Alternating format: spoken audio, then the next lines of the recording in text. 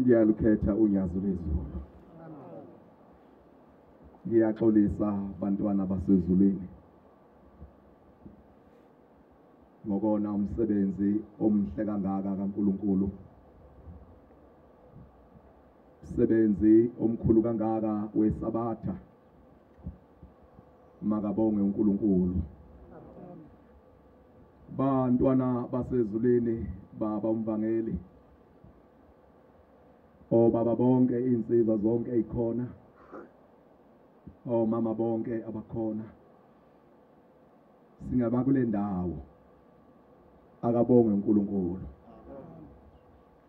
Mangabe umuntu indoda ibizinyanga emzini wayo iyayingasho lutho. Iyayiqoqe nje kuphela izingane zayo zihlale phansi bese kuthi lowo obiziwe bewuyena ozokwelapha. Makabonge uNkulunkulu. Nathi njengoba silapha abantwana benkosi singabantwana balapha ekhaya esibongiseni kwaNkwanyana. Silindele abantwana basezulwini umvangeli wenkosi kuba niselaphe. Akabonge uShembe. Cela incwadi benye bese ngihlala phansi.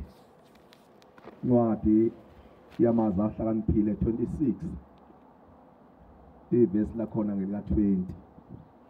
Ngizobe sengihlala phansi ngale ncwadi ngidedele izinsizwa njengoba seshilo baba umvangeli siyanemukela ezweni lasemfekaya. Akabonge uNkulunkulu. Funda baba mosuyitholile.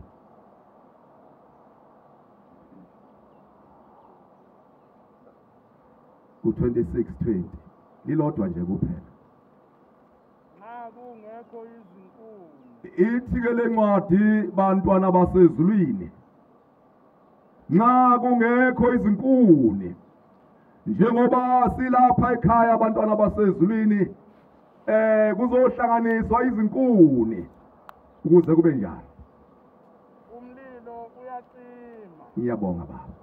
Ithi le ncwadi nxa zingekho izinkuni umlilo uyacima. Njengoba kusilapha ekhaya izingane zikaThixo silapha esibongiseni sizohlanganisa izinkuni ukuze lo mlilo wasezulwini ungacimi. Akabonge uNkulunkulu. Ngangikhona emzini wasebuhleni bantwana benkosi ngomhla ka-18 March. Luthunyazo lwezulu lwasukuma ngengoma phakathi kwethu lwathi inhlaba lathi umuntu wasendle lathi awuthathi lutho ngokubaba kwawo kunezwi lami mina simakade lathi iboza umuntu wentaba awuthathi lutho ngokubaba. Wathi omdala wensuku hambani niye emakhaya batabami wasinika amathempeli emakhaya wathi asambeni soyidla inkonzo emakhaya. Akabonge uNkulunkulu. Kuyenzeka ke. Kuyenzeka. Kube khona ishwa. Kuye kuthi uJulayi benyathelana abantu begcwele phakathi komuzi wasebuhleni benyathelana sebevunula abantu sebegqokile bemhlophe livele line. Sebegqokile belungele kuye ethempeleni abantu livele lishaya imvula. Uyothuzwa bese kuphuma izwi ngaphakathi lithi izwi lenkosi, inkonzo emadokodweni. Uyozwa kuleli dokodo nakuleli dokodo nakuleli dokodo besho bethi bongani uJehova bongani uJehova maNazaretha nezulu lazeni. Kodwa kube khona idokodo elibaneshwa nje. Bekhona abantu phakathi bengasho lutho bevele benabe belala abanye. Uthe umdala wensuku bathi abamihambani niye emakhaya niyoyenza emakhaya inkonzo. Sizuza inhlahla abantwana benkosi. Namhlanje basihanjelwe kuzohlanganiswa izikhuni ukuze umlilo kaShembe uvuthe. Makabonge uNkulunkulu. Ngiyacela kubuyela ngezansi bagcwele. Idedele izinsizwa zasezulwini ziselaphe. Amen.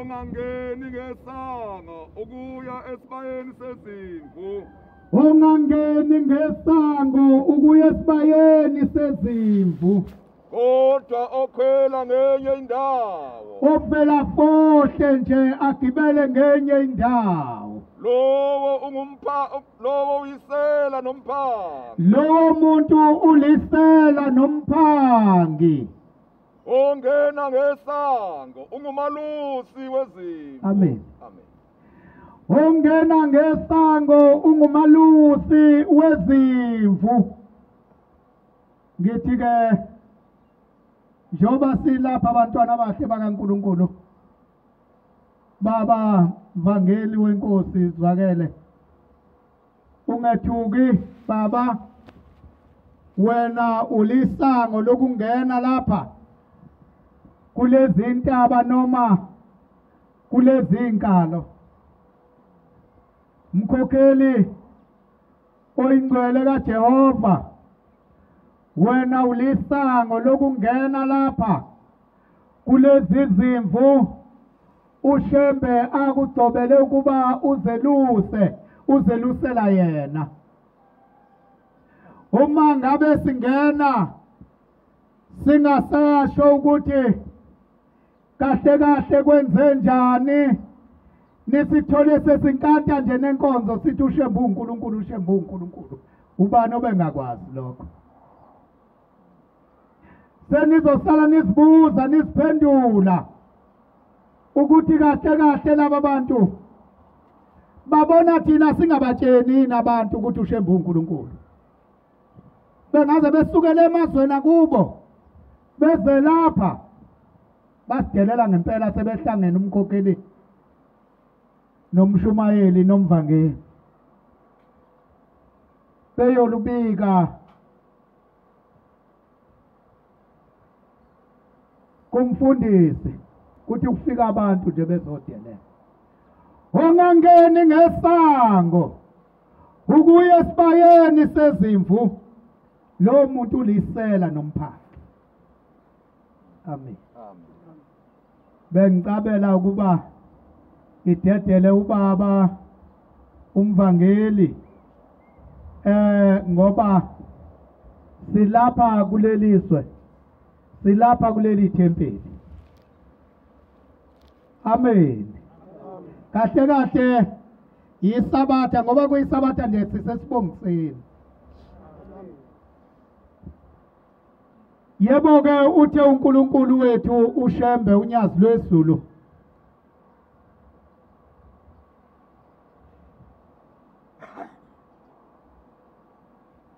asibe semadokodweni nje siyibambe khona sisedokodweni ke laseMankwanyaneni Amen. angazi seMankwanyaneni la impela ngithi kunjalo Amen. uNkulunkulu wazi ushembe unyazi lwezulu lona lwazi kahle hle ngqo ukuthi iseMankwanyaneni ngempela na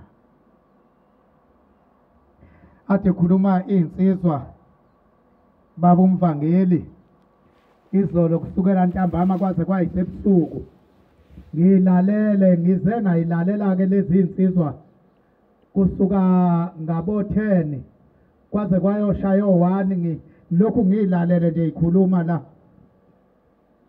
zikhuluma ngensizwa noma ngezinsizwa ezibe nengwaqa zinenkinga zifuna ukulungisa egcekeni sezithe uma zithi ziyalungisa ngoba phela uma ulungisa egcekeni uyawufaka isiphethe ufaka imfoloko ebese kuphenyeka kufuluka lokhu ya okunye kuqhamuke nephunga okunye kuqhamuke kukuhle okunye kuqhamuke ngisho imnyundu hawu okunye kuqhamuke namaselesele kuze kuqhamuke ngisho inyoka inkamba phansi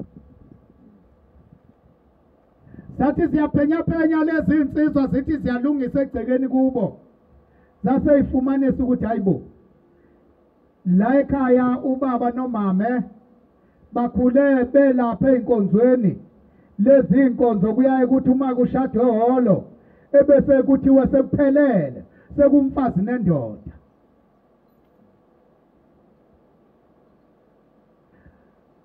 kanti lapha eBhayibhelini ukuthi waphelelani njengoyihlo wena osezulwini uphelele.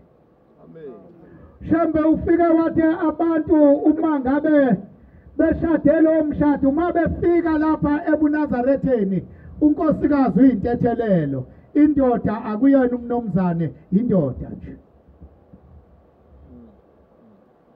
Umuntu uphelela ngoba kuthathwe inkomo esibayeni ebese lo muntu bethi amantombazane esiyayithanda sonke inyama, singamankosi enyameni, ahlabahlabelela amantombazane ebese ibulawa lenkomo, isigwazwa lenkomo. Uma isigwazwa asuke umakoti esihlahleni abese yatha uyothi uma eseqedile kuyatha ebese iyahlinzwa lenkomo. Uyothi uma eseyihlinziwe lenkomo sekuyothathwa inyongo, kuhleza amakhosikazi eyigadile ebese kuthathwa inyongo. Le nyongo isizothelwa kulomakoti kuthiwe kuyena usethelwa ngenyongo ukuthi usengumfazi la ekhaya. Hayi iBhayibheli ukuthi lithi iBhayibheli uyoshiya uyihlo nonyoko ubambelele kumkakho.